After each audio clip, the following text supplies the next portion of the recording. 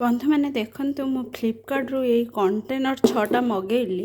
Fridge ଭିତରେ ସବ୍ଜି ରଖିବା କଣ୍ଟେନର୍, କିନ୍ତୁ ମୁଁ ମଗେଇ ସାରିଲା ପରେ ଦେଖିଲା ବେଳକୁ ଏଗୁଡ଼ା ଭାରି ଛୋଟ ଛୋଟ, ମୋତେ ପିକ୍ଚରରେ ବହୁତ ବଡ଼ ବଡ଼ ଦେଖାଗଲା।